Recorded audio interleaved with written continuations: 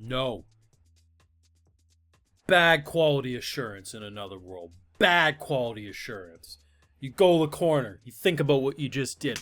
Episode 4 had no right to do that to me, man. Here I am thinking, oh yeah, the ending of the first episode's pretty brutal. It kind of shocks you a bit. You're not seeing it coming. And then episode 4, if Truck-kun is to isekai, like what you expect, like, oh yeah, someone unexpectedly got hit. This is like Truck-kun coming in and just doing the whole damn preschool. What the hell's wrong with you? Best episode of the 4, but like, that hurt. And I hope I'm not the only one who got baited. So the D-bags come in with their giant dragon, elephant, weird frog thing, stomps on everyone, and then we see, like, this character we meet, who I guess is a cat, but that thing looks more dog. That it is what it is. And he's talking to the girl, the crippled NPC girl, and I'm thinking to myself, oh, I guess maybe she was just fine, and we'll see how she survived after. Didn't even clue into me that it was a flashback, so I was like, oh, she's fine. And then when I realized that, oh wait, no, we're still in present day. The longer the conversation went on, I was like, they're gonna do it. They're gonna cut her legs clean off. But even I wasn't expecting them to show it. And if they did, it would be a quick, oh my god, move on. Some sick mofo on the production committee lingered on that shot of her cut in two. That was legitimately horrifying. And for a character I just met to get that level of reaction out of me, I mean, yeah, I'm with Cat Dog Man over here saying, let's go kill these fools. Brilliant. Pissed me off, but brilliant. Full live reactions over on Patreon if you want to see my full thought to any of these episodes. It's going to be over there exclusively. We didn't talk about it last week. Recently watched episode 3 and of course just watched episode 4 today. Oh my god, this show is awesome. This is such an underappreciated show. There's a few shows this season, but this one, it deserves all the buzz and more. Legitimately such a good show. The fact that we continue to make the bug reporting relevant, and they continue to touch upon stuff that if they didn't touch upon it, would probably be glaring issues. So we've known since, I think it was the second episode, that using debug mode can cause more bugs. So obviously it's why he's afraid to use it, because then more bugs would happen and more bad things would happen.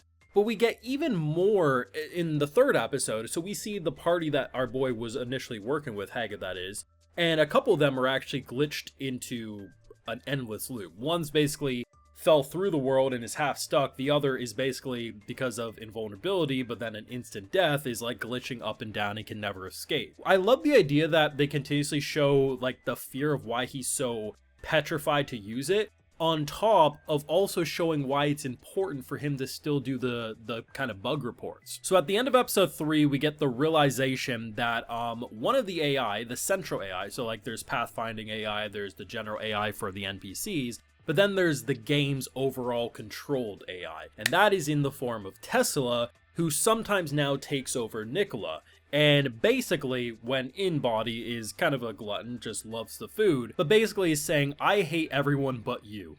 You're the only one who behaves, so you're gonna go get all of their tablets and you're gonna go smack them around. And by the end of episode 4, there's no ifs, ands, or buts, he has to do that. Because these scumbags are like, they're filth. We knew they were bad, like ever since the second episode, but in episode 3 we get to see them do human darts. Now sure, they're NPCs, but when you have such a living and breathing world, it's different when you're doing stuff with a controller in front of a screen versus at face value would you actually want to pull the trigger if that was that realistic. You'd have to be a goddamn psychopath, man. And the fact that they take NPCs and how do you even measure the darts? There's just a big blood splatter. It doesn't matter to them because they just want to kill. They're psychos. And the idea that we meet a character who actually escaped from said psychos and just wanted to make manga, just wanted to live a peaceful life. And the idea that it's such a short, simple love story. We've seen stuff like this, but it's like the pure rage. Because it's not even about, for the viewer, like, oh, we had such a deep-rooted emotional connection to this NPC. We didn't. It's someone we more or less just met. but very similar to what they did in the first episode. Still, before we realized what was happening with Nicola, I mean, at the end of the day, we felt bad about, once again, apparently this always happening to our boy. And just to see the level of emotion that can come out, and the idea that it's the difference of people being trapped in a world just trying to live a nice, peaceful life, versus those who can immediately let their worst instincts take over when there's no filter. But I do have a big question leaving episode 4, and that is, if bug reports work, why the hell aren't they sending anything back? Because now we know they work. Up to this point, he's been sending reports, but I haven't seen anything like get fixed up to this point. But the idea that they enter a village, which all the NPCs are T-posing, which is basically, in video games, you know, the generic pose is out of a T-pose, and then you animate it to do what it's supposed to. Sometimes in glitches, they revert to that default pose. So they make a note of all the NPCs that have this issue, report it, next day, everything's fixed. So is this a situation where we're looking at it more as Tesla, the overall god AI of this world, is actually fixing things that are being presented, or are the actual game developers on the outside doing it? But if so, why can't they send something in? Is that a glitch? Is there something we need to fix before we can have communication back? But now knowing that the bug reports can actually fix things, that actually, it just leads to credibility for Haga. One, why is he so afraid to use the debugger mode if, like, you know, it would make a lot of his life so much easier? Well, if he uses it, he could kill himself, he could end up in an endless loop, he could break things, it could be catastrophe, right?